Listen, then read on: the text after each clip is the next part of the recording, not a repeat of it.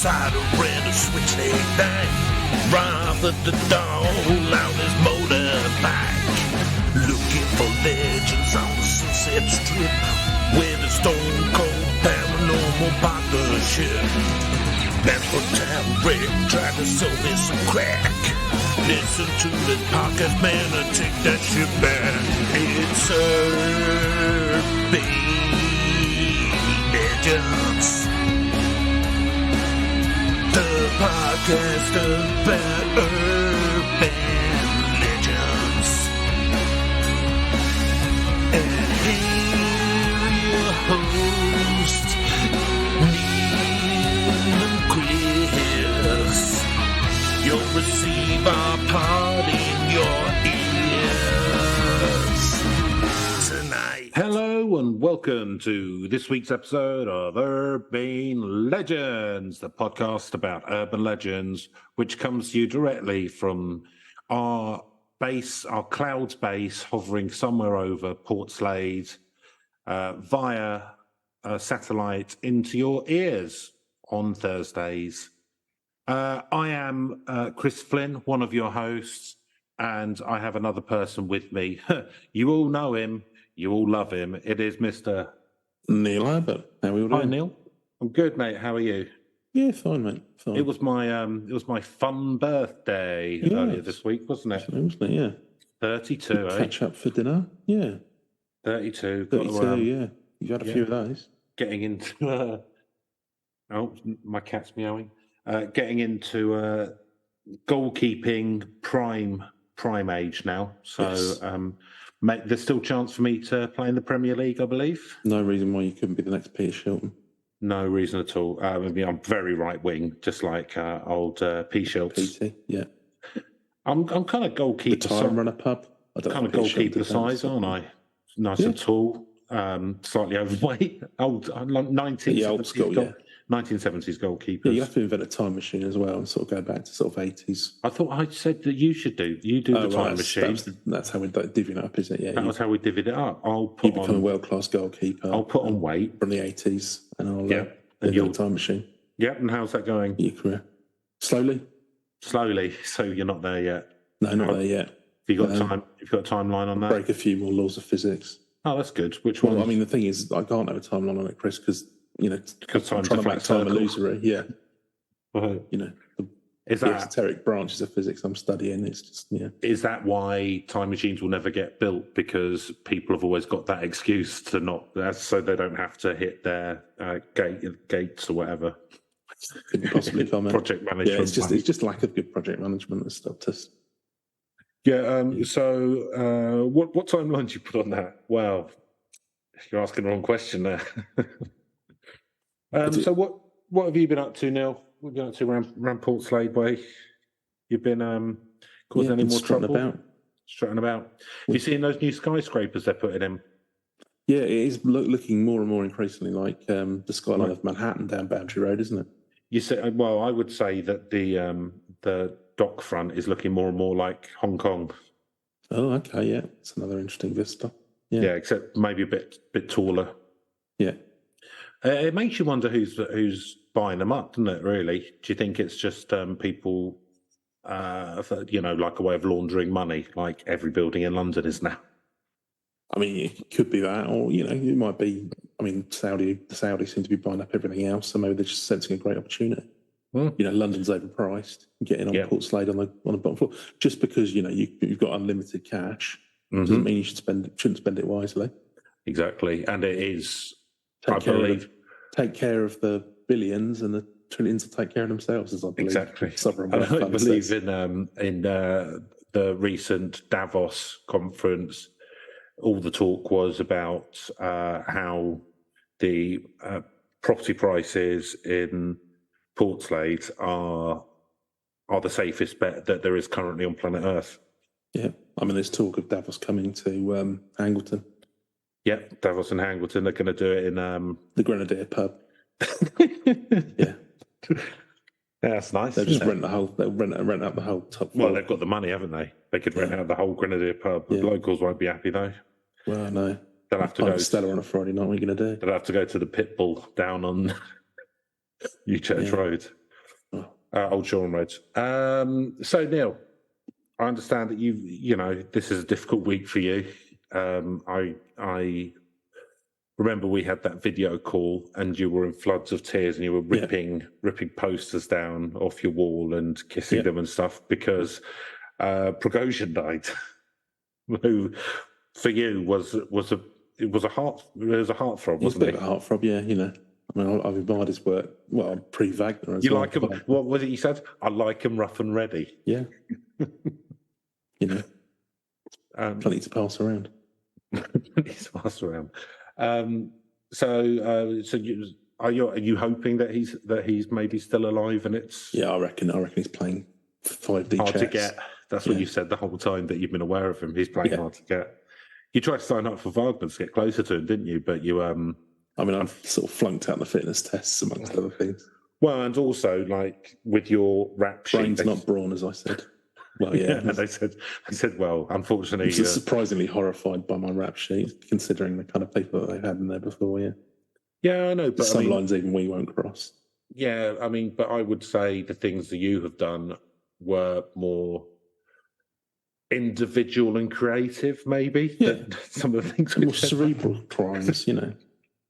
More cerebral crimes. Well, just beating some villagers to death or whatever. Yeah, exactly. Let's just say the Viking Blood Eagle has nothing on you. Oh, yeah. Got to terrify your enemies, Chris. Well, that's what happens in the murky shadows between the skyscrapers in Portslade, isn't it? It's very much like Gotham City. Well, yeah, exactly. I mean, that's the thing is because they're building up their sort of in their ivory towers and what have you, and their spires. They're all the rich folks go, but it's really all the underclass down below. And they've got like their sky walkways, haven't they, in between? And absolutely. Their feet don't really touch the ground down on. Down where we are, it's more like Blade Runner. Yeah, Blade Runner or Altered Carbon, something like that. Yeah, anything like that. Yeah, anything. Altered Carbon. I mean, that is just a Blade Runner rip-off, basically, isn't it? No, because it weren't robots. Series, they had their brains in a coin. Oh yeah, I forgot about that. Yeah, well, exactly. I could not be bothered to follow up, but I think there was the second series, wasn't there? Or it was all right. Third. I enjoyed the full frontal, both male and female nudity. I felt it added to the storyline. It was a joy. Delicious. That's how you know it's like that old HBO maxim, wasn't it? It's how you know it's an adult drama. There's a bit of nudity going on. Yep. After seeing that, then I smashed all the mirrors in my flat.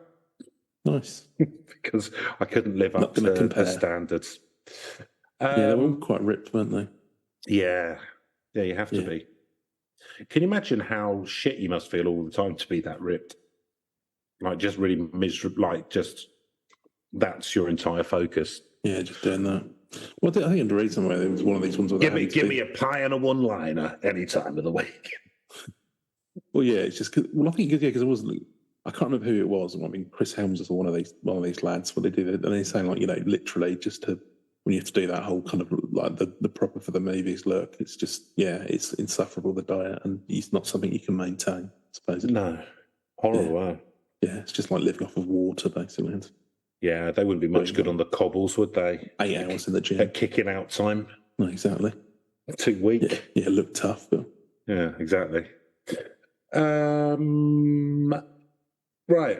So today, I'm going to go to Thailand because there are numerous quite individual and hilarious Thai ghosts that I've looked at doing. So I'm going to do one of those this week. Oh, very nice. And so as I've looked into it, it turns out. Okay, so what I'm looking at is it's called Preta, Preta. That's not to be confused with Pret a Manger, presumably. No, well, there is food involved. So, oh well. So it appears to be the Thai version of something which is quite big throughout Asia, and so there's like an overarching umbrella phenomena called hungry ghosts. Okay, this is sounding very Pac-Man thus far. Unless you get the pill first. Pac-Man was designed in Japan, wasn't it? So maybe. Yeah, could be.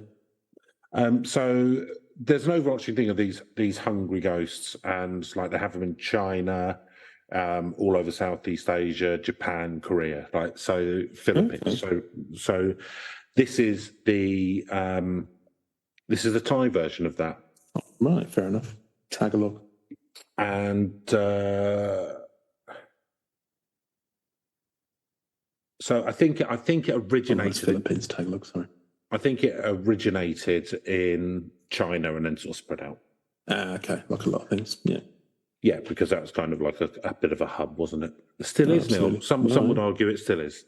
Some would say it's. Well, supposedly a lot of people predicting they're sort of like their economy's going for a bit of a. I think it's going to be like Japan in the 90s. It's going to become a bit stagnant. Yeah. You know, because I think other countries taking over, they're kind of like cheap manufacturing and stuff. Yeah, that's all moving Southeast Asia because, as happens, they've taken a load. Class now, yeah. They've taken 800 million people out of poverty, and so therefore they don't really want to do the worst jobs anymore. Plus, they're getting more educated, etc. So the jobs shift. Yeah, and have you seen there was like a whole kind of like social media thing as well? I think it's with Chinese university students where they're just, you know, basically, I don't know, just making, you know, lying over steps with it, just like weird poses, but basically to sort of say, well, got a degree now, but there's no jobs out there, sort of thing. Or, you know, graduate jobs, I assume, because I think they're being told they can go and work. Well, they've industrialised and everything really fucking quick, haven't they? They've done what took us 500 years in like 100, so. But, you know, well done. It's good, isn't it? Less people in poverty. So what shall I start with? So I'm gonna read like an overarching, or shall I? No, I'm gonna go Wikipedia. Okay. Always a good well, start. It shows you that it's big though. Do you know what I mean? Well, that's true. It's, you know. So Preta, also known as hungry ghosts, is the Sanskrit name for a type of supernatural being described in Hinduism, Buddhism, Taoism, and Chinese folk religion as undergoing suffering greater than that of humans, particularly an extreme level of hunger and thirst. So they're always hungry, they're always thirsty now. And so, I don't know, has this got roots in Indian mysticism as well then? So that's, well, Hindu, obviously, but yeah, because it's in Sanskrit, which is the Indian spiritual language, isn't it? So they have their origins in Indian religions and have been adopted into the East Asian religions via the spread of Buddhism. Yeah, because Buddhism came from India to China, didn't it? Yeah. Mm-hmm. I believe it's that monkey story or whatever. So Preta is often translated into English as hungry ghosts from the Chinese and East Asian adaptations. In early sources, such as the Peta Vathu, they are much more varied. The description below apply mainly to this narrower context, Neil. So, you know, don't go asking about what about this. This is the narrow context. Oh, okay, fair enough. The development of the concepts of the Preta started with just... Should have been told. No, well, I know what you're like. You're always poking around the edges. You're always picking at things. Yeah. Picking with a string. Picking all the wallpaper at your grandparents' house, getting a slap. McPicks, yeah. That's why you never heal. Oh, man, one time I spilled glue over Nan's floor. Oh, she was furious. Really? Were you high? Yeah. Had you been... I was floating by that point. I didn't care. I was just being clumsy when I thought it was some kid's glue, but yeah. So my gran...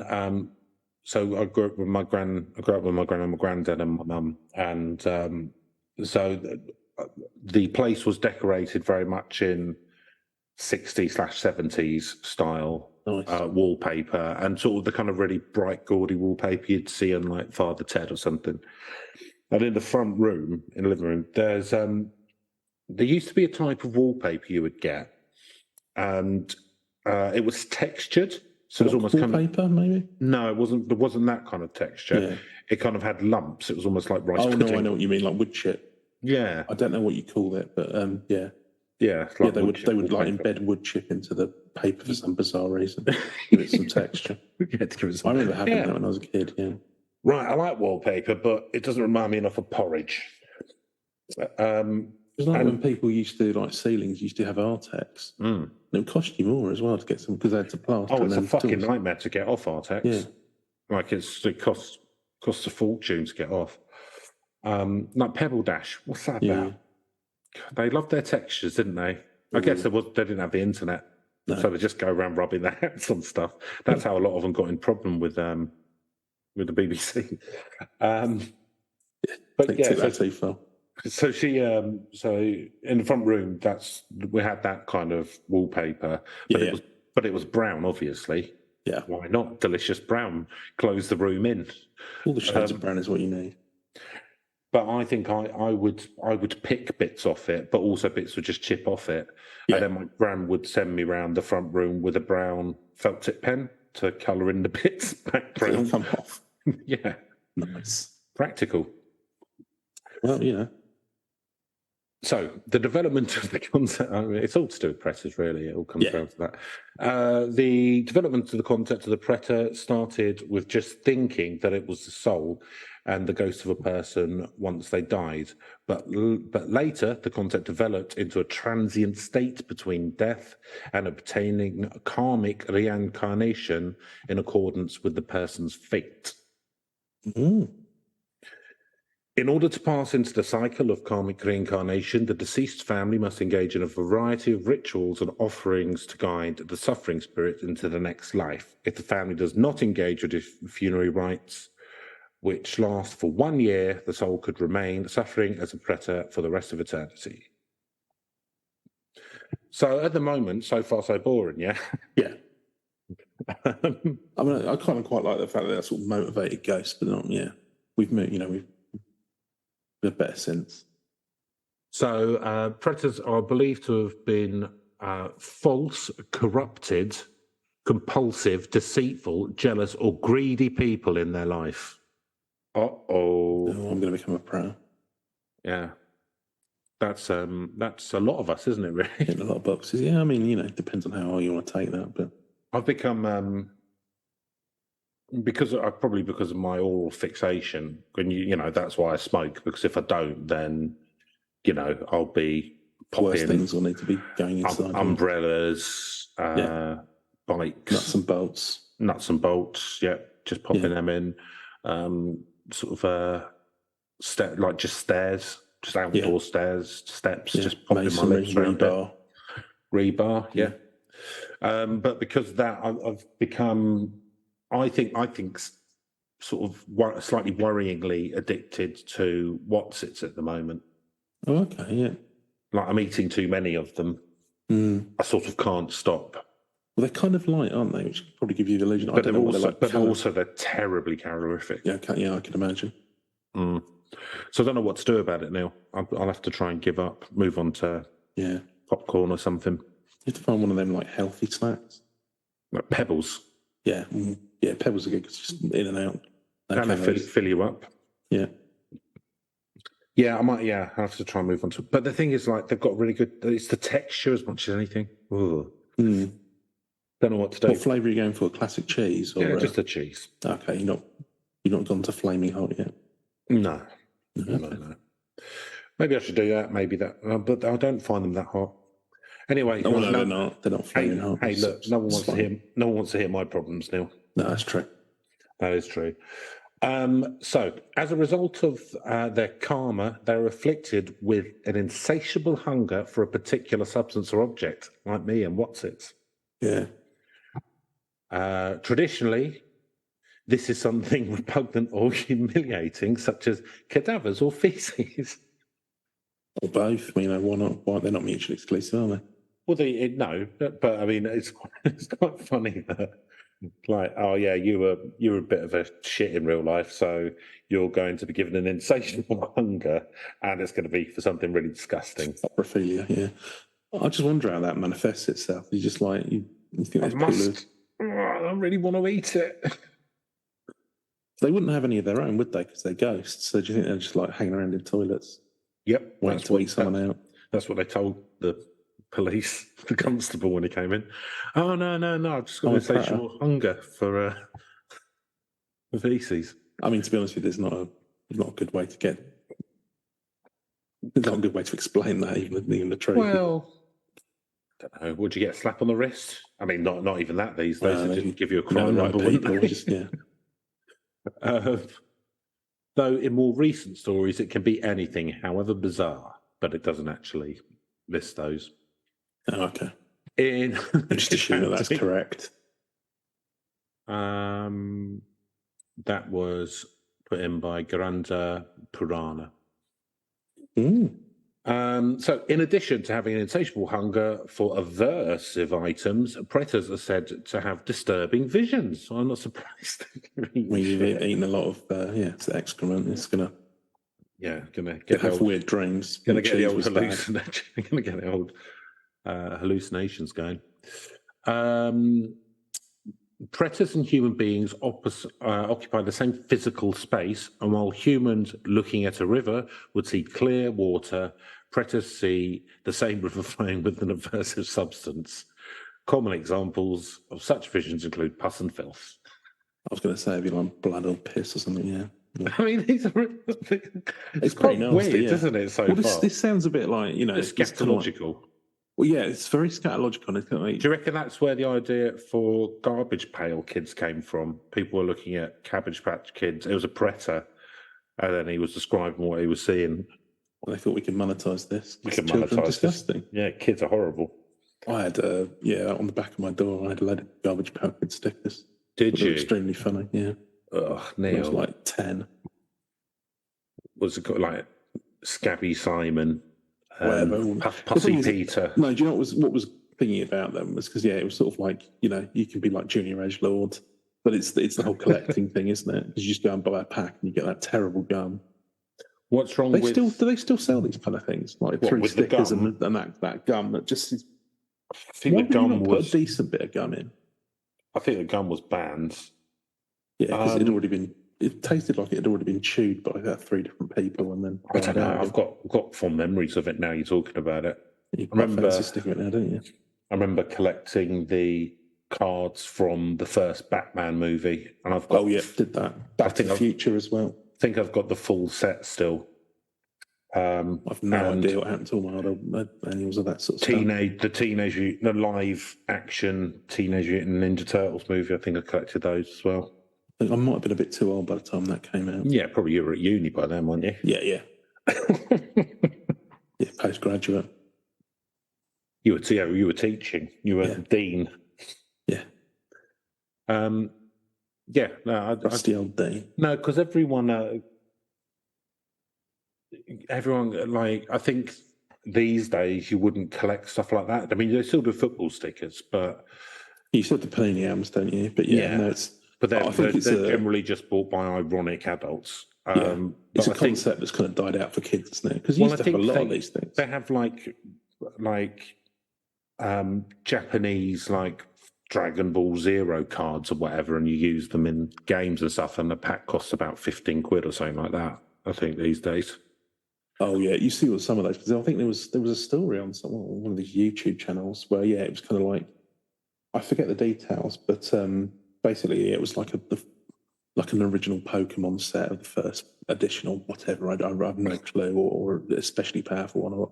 And they'd been sold for like millions of dollars, and then was found to be fake or something. Yeah, so it's kind of like, who you feel sorry for, the person who deserves to be scammed. But then again, it's giving me some ideas now. I'm not going to lie to you. Oh well, but I think it can lead to sort of like criminal prosecution and all the rest of it, because you're sort of if you're caught.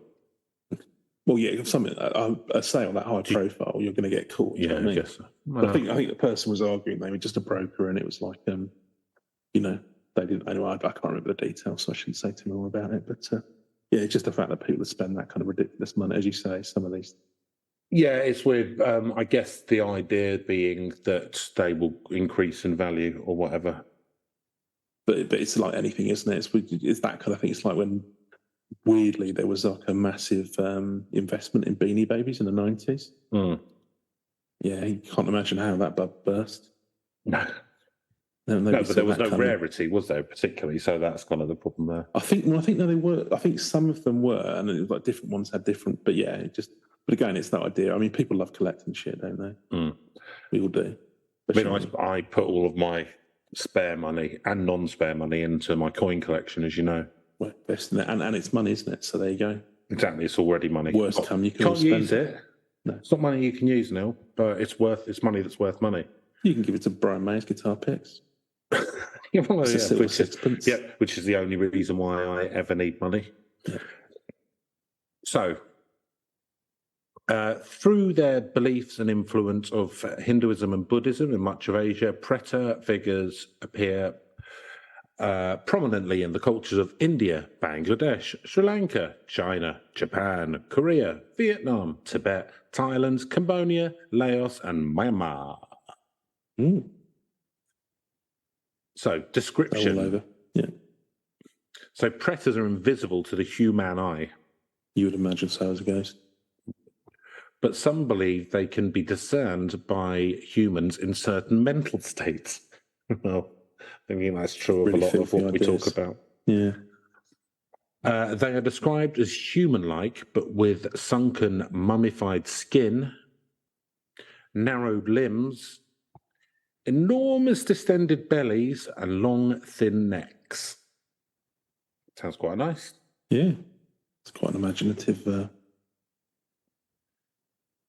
So, I don't know if it says it here, but another thing I read is that they're like the height of palm trees. So they're really tall. So really tall then, yeah. Yeah. So pretas are often depicted in Japanese art, particularly those from the Heian period of Gakizoshi, as emaciated human-like creatures with bulging stomachs, with dependable size and rather thin throats. They are frequently shown licking up spilt water in temples. That's not too disgusting. Just a bit of spilt water. Although there's something about spilled water. Okay, I was thinking accompanied font or something. Accompanied by a demon, specifically an Oni, desperately begging to humans and scavenging things, or winding up in severe pain, representing their personal agony. Otherwise, they may be shown as balls of smoke or fire. Often, pretas are usually depicted naked, while others wear fundoshi, which is like those Japanese pants which tie up at the sides, which you favour. Yeah, big fan. In the larger man.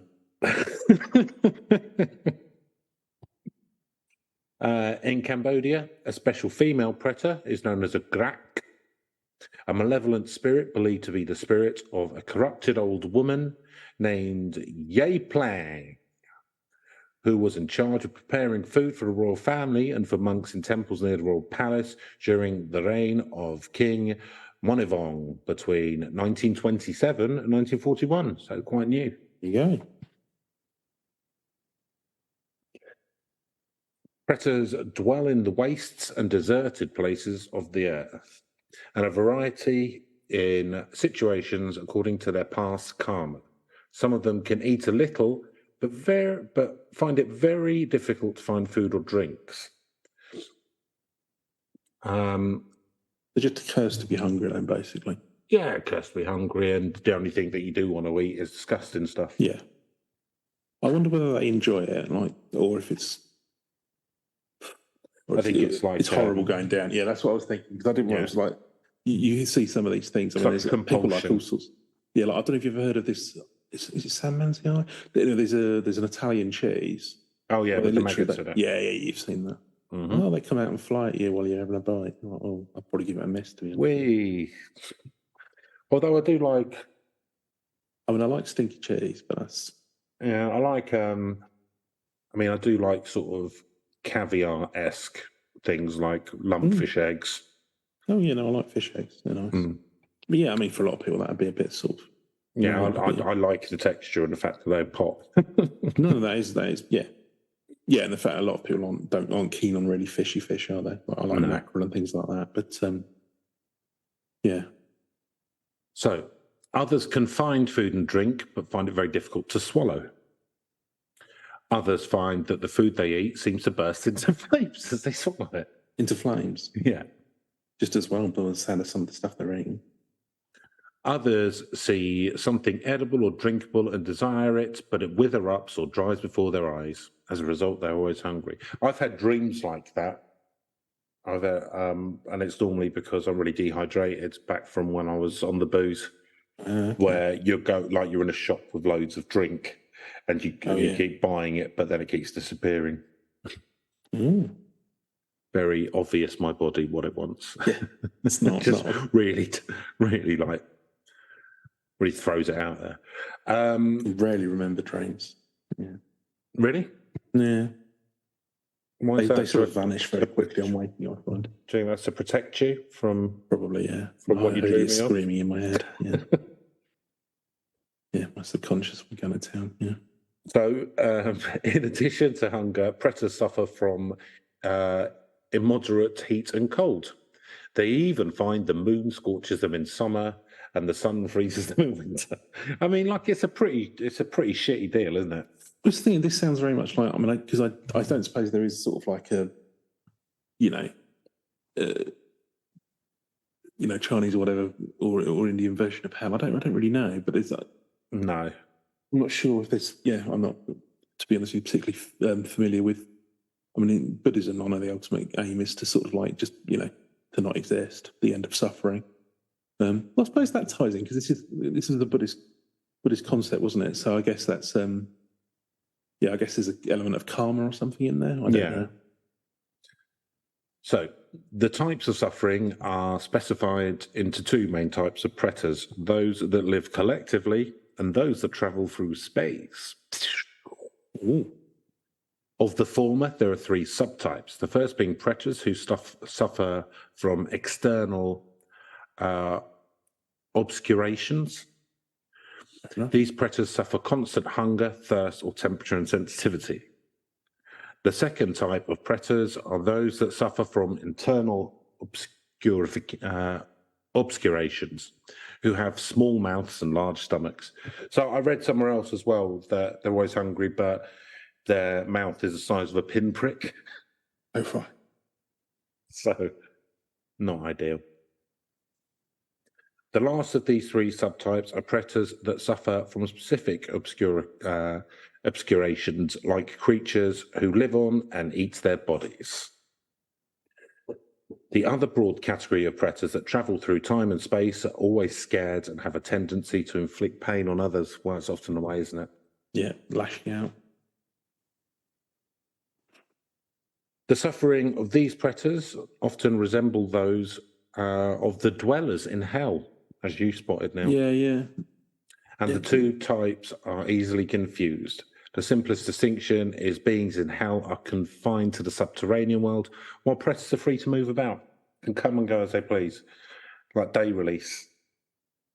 Yeah, I don't know. It's kind of like, so there is that concept then, so that's interesting. But yeah, that's what it felt like very much to me, that sort of punishment. But I mean, it's not really much better. Well, I suppose at least you can get out and about. Yeah, so while you're being punished. Get some pus in your pinhole. Yeah.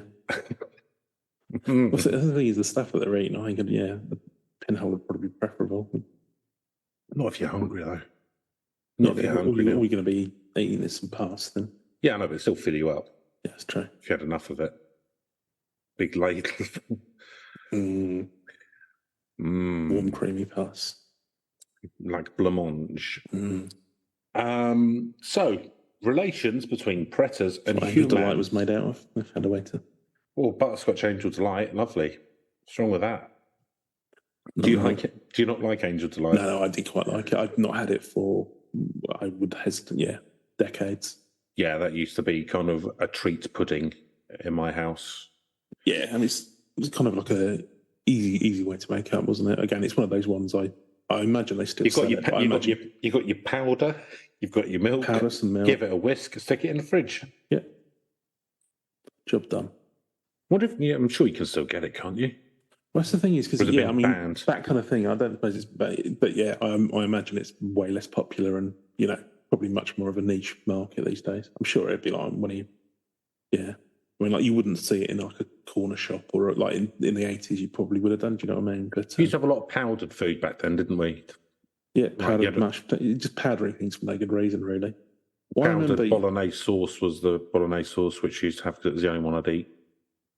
Yeah, or boil in the bag was the other good one. But yeah, no, they would be. I might still quite like a pot noodle. Vile, but there's something moreish about them. Yeah, I don't like them. Yeah, no, I don't. I can't. There's no good reason for me to like. I think it's just that hit of MSG. Maybe anything that's going on. So, relations between pretas and humans. I feel like today's one's quite educational rather than fun. Yeah, I wasn't sure what to expect, but I feel like I'm a teacher or something. Yeah, I do feel like I'm. Yeah, Do you feel like you're learning? It's not. Well, I'm learning. I'm learning about something. It's good. It's good for to get outside of our comfort zone in terms of the geographical location. Mind you, we've been around. Yes, Asia. The East Asia a while before, but yeah. I mean, I still can't pronounce the Malaysian ghost we were talking a few weeks back, but Manananggal. yeah, that. But yeah, there's not. It's just a lot of I don't know. Anyway, hey, look, at the end of the day, we had to look at them at some point. So that's true. So pretas are generally seen as little more than a nuisance to mortals unless their longing is directed towards something vital, such as blood or flesh. And then they become a bit more of an issue. Can they attack humans? Because if this is just Well, it sounds like there's a fuckload of them, really. Do you know what I mean? Well, they're kind of. Sounds like they're everywhere. However, in some traditions, pretas try to prevent others from satisfying their own desires by means of magic, illusions. Sorry, my cat's going mental. You hear that? No. Oh, okay. Shut up! It's not going on the mic. Okay, fine. Just as well. Magic, illusions, or disguises. They can also turn invisible or change their faces to frighten mortals. Oh, we did hear that. What are you doing? Sorry, my cat's having like a mad half hour at the best time ever. Generally about ghosts. Yeah, I think cats are sensitive to. They are sensitive. All things on the spectrum. They are sensitive to me not paying them attention for 10 minutes. Yeah, that's true. So, generally, however, pretas are seen as beings to be pitied. They do seem to have a bit of a hard life. Yeah, I know, but I mean, they got that. I mean, it does seem sort of unnecessarily hard, but they did get it because they were a dick in real life, don't they? So yeah, but this is the thing with any concept of something like hell. I don't, anything that lasts for eternity. Well, I don't know whether these last for eternity or whatever, but yeah, any punishment that lasts forever, that feels disproportionate. God, you're such a cuck. Whatever. Thus, in some Buddhist monasteries, thus, in some Buddhist monasteries, monks leave offerings of food, beverages, incense, lights, fruits, or flowers. There you go. See, to them before meals. I mean, they can't eat any of it, and how they'll be perceiving it won't be as flowers; it'll be as like open wounds or something. Yeah. But whatever, they're doing the best. Yeah. What you can work with the tools that you got. What you can always say about monks is they're ineffective, but they always do try their best. So fair enough, unless they're warrior monks. In addition, there are many festivals around Asia that commemorate the importance of hungry ghosts or pretas, and such festival exists in the Tibetan Buddhist tradition as well as the Chinese Taoist tradition. Countries such as China, Cambodia, Tibet, Thailand, Singapore, Japan, and Malaysia engage in hungry ghost festivals. So they do rituals, burn joss paper which is kind of made to look like money and that. Okay.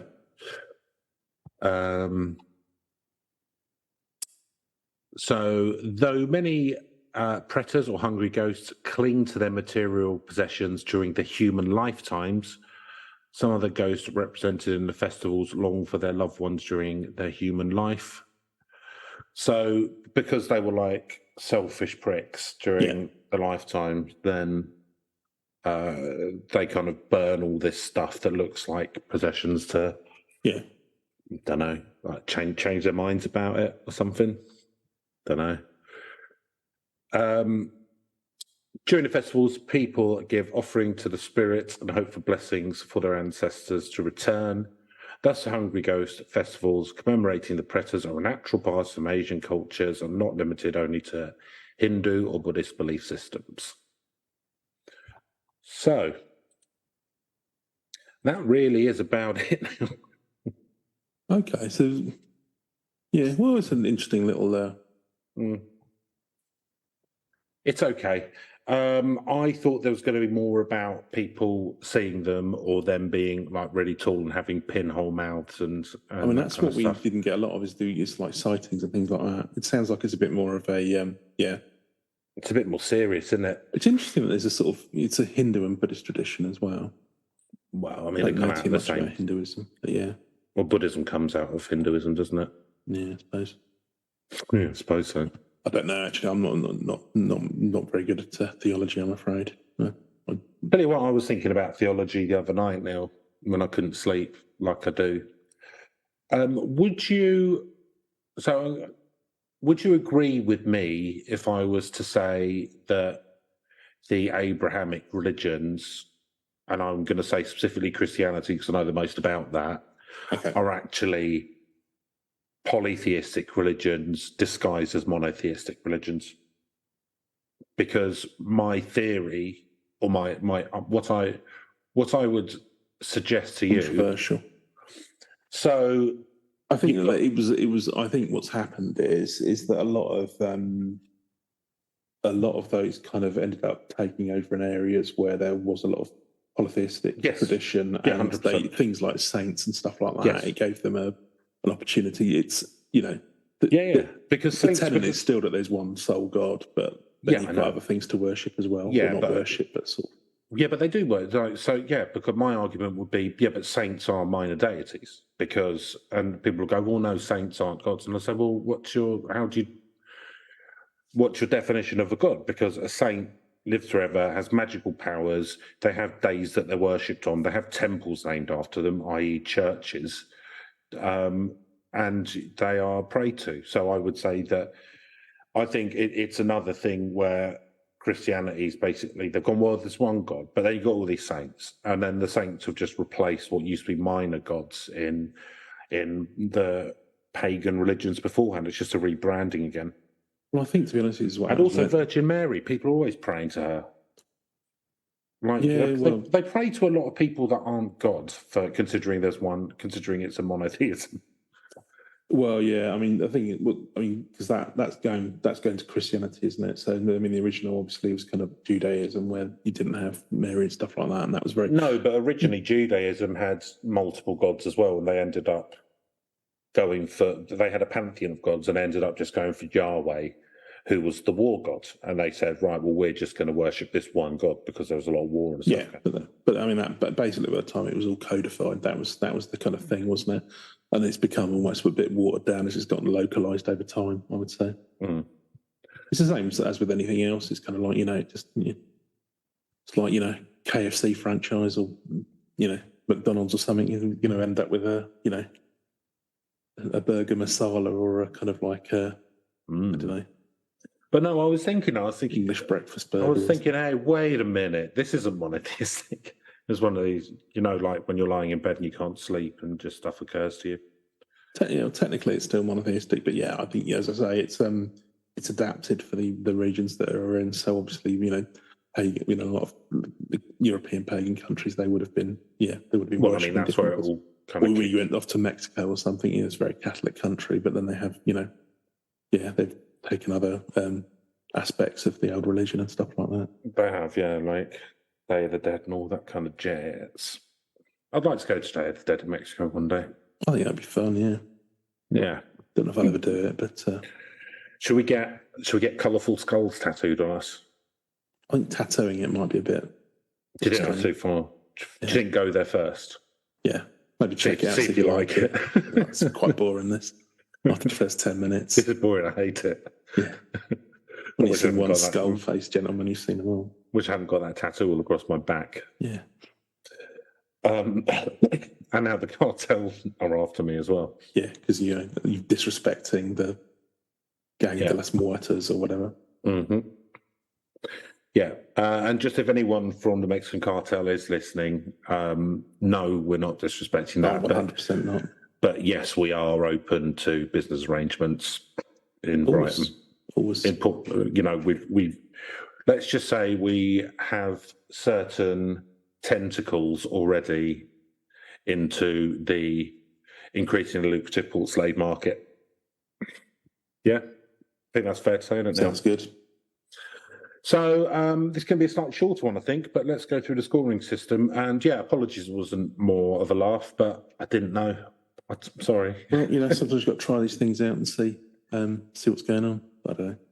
I've got one for next week. I don't know how funny it'll be, but yeah, we shall see.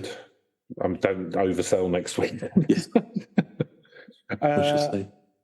Okay, let's go through our scoring system. So, Neil, spookiness. Well, I mean, this is all about the spookiness, isn't it? Yeah, it's pretty awful. It's going to get quite a high solid one for me here, I think, because yeah, I mean, I don't know what the criteria are for entryhood into this particular little gang. I can give it to you again now.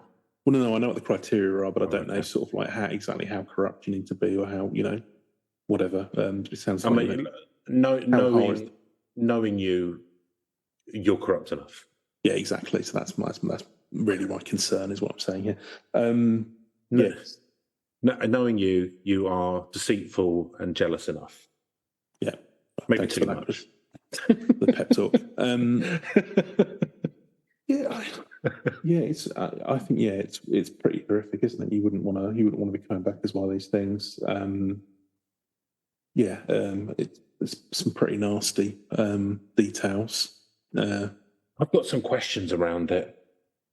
So, because it sounds like generally they're just like a bit of a nuisance to humans, even though humans can't see them unless they've got a certain mental state. But then it says unless what they're hungry for is blood. And it's like, become vampires. Yeah, well, can we find out a little bit more about this?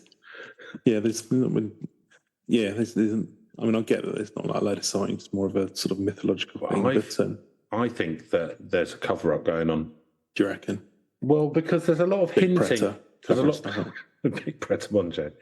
There's a lot of hints at stuff, but then it's like, yeah, but you just back off. Don't ask any questions. Don't ask, don't tell. Don't ask no questions. I won't tell you no lies. Yeah. Yeah. So, but no, spookiness wise, I'm good. Yeah, it's horrific. Sort of thinking coming back on these. I'm going to give it a 9. I think this is. Yeah. I would not want to become a Preta. I can't find anything about sightings or anything. I have tried. So you're giving it a 9. Yeah, I mean, if you believe that, this is your belief system, and this is kind of right, well, this is what will happen if X, Y, if you act like this, then I mean, it's a pretty good stick, isn't it? To not do it. Does the deterrent work? I assume not. No, it's because no one really believes in anything really deep down. Yeah. Not when it comes down to it. It's all a nice to have, isn't it? So, yeah, I mean, it sounds like a pretty shitty existence, but they don't seem to bother. So, am I spooked by them? No, not really. Am I worried that I'll become one because of my newly acquired What's-It addiction? Yes, I am. So, I think probably a 7-0 for me. Fair enough. So, believability. Do I believe they exist? No. Do I believe that people who believe in them believe they exist? Yeah, probably. But to an extent. And there's lots of festivals about it and stuff, and they've been around for a while. So, they're definitely a big thing, and they're a big thing in the most populated part of the earth. So, yeah, I mean, it's difficult to tell how much people believe in their beliefs, isn't it? But it's the thing, isn't it? Festivals and things, you still do them, even like people knowing the origins of Guy Fawkes or whatever. It's becomes a thing you do. So I think that do you know what? Like, this is This is the side of Buddhism you don't really hear in your local town hall when you're doing yoga, isn't it? Yeah. That there are... Richard Gere never told us about this. What's he doing? Why he's hiding the stuff, isn't he? Yeah. He's hiding something, absolutely. So I'm going to give it a 7 because I think that it's in Hinduism, so it's in a lot of belief systems, and a lot of people believe in those belief systems. Fair enough. I mean, yeah, I guess it's part of the Buddhist and Hindu belief systems, but I don't know if I don't know if it's like a core tenet or what have you. I mean, I don't know. Who knows? I'm not sort of familiar with this, obviously. Believe. Do I believe in it? No. I can't really get a handle on how. Like, is it just part of kind of like old mythology? It's like, you know, if you're Muslim, do you really still believe in jinns and things like that? Probably not. You know. Who knows? Who knows? Yeah. I think it probably case by case basis, isn't it? It's true. Some do, some don't. Neil. Some do, some don't. Can't paint everyone with the same brush, can you? No, that is true. I just don't know, to be honest with you. So, yeah, I'll go down the middle and give this a 5. 5, okay. So narrative premise, Neil. Well, it starts off quite well, but then it's just kind of, as you say, I mean, I suppose it is quite good. You got the ironic punishment bit. I mean, there's the scatological stuff gives it, I would say, for want of a better phrase, a bit of flavour. I don't know. It's I think there is something here. Actually, I was going to say there's not a lot of meat on the bone, but then I guess that just gives you room to sort of add in more. So if you could, you know, it's the interaction of the humans bit that's missing. But I suppose you could kind of, you know, there's room for that in the narrative. But yeah, I think that's the only thing that sort of weakens it a little bit for me. But I guess you could sort of like, you know, you could get them interacting, couldn't you? Yeah, exactly. Well, you kind of have to, because otherwise they're just sort of flying around. I didn't get as well. There was something around. Some of them were just in the Earth, and some of them went through space or what have you. Mm-hmm. I presume this was kind of like our limited understanding of cosmology back, 2000. Yeah, very limited. Yeah, so it was probably people thinking like, the heavens, and they would fly from there. Yeah, I don't know. Do you think Spirited Away?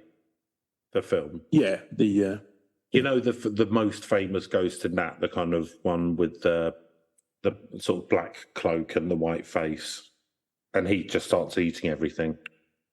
Okay, do you know that? It could be one of those. I can't remember. I'm wondering if he's. I do remember Spirited Away. I remember there was like the cat bus or whatever. Is that the same one? No. No, is that my thing? Which one's Spirited Away? I have seen it, I'm sure. Spirited Away is the one where they go to the disused theme park, and her dad turns into a pig, and then she goes into like a spirit world, and it's like a massive wash house. Oh yeah, I have seen it, but I can't remember very well. Yeah, so I'm just wondering if the ghost in that, I forget what he's called, something face, but I'm wondering if he is the Japanese version of like one of these hungry ghosts. Could be. I don't remember anything in that film that was kind of like, I mean, I don't remember him eating pus and stuff, but yeah. No, but he literally just starts eating everything. Yeah. It could be like more inspired by this. Hungry ghosts. Yeah. I don't know. Yeah. Yeah, sorry, I can't remember that one. That's right. But yeah, no, anyway, so narrative premise. Yeah, I think there's some stuff. I think his name's Ghostface Killer. Ghostface Killer, yeah. That's it. Okay. He joined the Wu-Tang, obviously, afterwards. Yeah. Well, that was his breakout acting role. Movies. Yeah. I'm going to give it a 7. 7. So, yeah, ironic punishments. I know they sort of been around, but do you know what? They're quite original ghosts. Like, that's true. There's an originality which I appreciate, and. Yeah, I mean, like ironic punishments and karma and everything are sort of the same idea, aren't they? Yeah. Do you reckon Slimer from Ghostbusters was based on Preta? Absolutely. I know that Dan Aykroyd was heavily into Buddhist. Would not surprise me. Like, if that was absolutely, I know you're taking the mickey, if that was genuinely true, it wouldn't surprise me one iota. So I think that there's a nice originality about it. I mean, I'm not a big fan of all the scatological stuff and like the sort of gross outside of it, but I mean, it's original, isn't it? Like you don't often hear of like ghosts that are constantly hungry and they want to eat feces and they've got a pinhole for a mouth, so they can't. You know what I mean? There's quite a lot going on. So a pinch and novel. Yeah. So yeah, I think it's all right. So I'm going to give it an 8. And reach. So, although I would say probably people in the West don't know about it as much, or the majority of, I think it's quite big in Asia and Southeast Asia and China and Japan and everything, and they would all know about it, and that's where maybe a third of the world lives. Yeah. So it's got to have a pretty big reach. It doesn't say in Wikipedia if it's in popular culture, I don't think, but I'm assuming it probably is. So I think it's got quite a big reach, and it's old as well, because it comes from sort of old Chinese folklore. Yeah. And who knows how far back that goes, because China's ancient AF, that's actually what they say, isn't it? That's their tourist slogan. Visit China, ancient AF. Yeah. So I'm going to give it an 8 for each now. Fair days. I'm going to go slightly down because I don't know how far outside of sort of East Asia it's going. I take your point about, it's been around for quite a while and it's a sort of large, but I think it's always quite good with reach as well if it becomes like a cross-cultural thing, transcends those barriers. But still, as you say, your points around the fact that still a lot of people would have heard of them, and they've been going back for quite a while. I'm going to give it a 6. That gives an overall score of 47, so not too bad. Yeah. So I hope that this, as our podcast always says, we are here to educate, entertain, and enhance your lives. So hopefully it's done that. It wasn't as silly as the normal ones, but there we go. Like, it can't. We're certainly not one tone over here at Main Legends, are we? Yeah, I don't have a lot of fun things to say about us eating ghosts. Actually, yeah. But yeah, cool. Well, that's it. We may release it straight away, or might put it on the back burner and release it in the future. We'll see. Cool. All right. Well, have a good week wherever you are, and we will be back with something a bit more jolly next week, probably. All right. Take care. Bye-bye. And goodbye.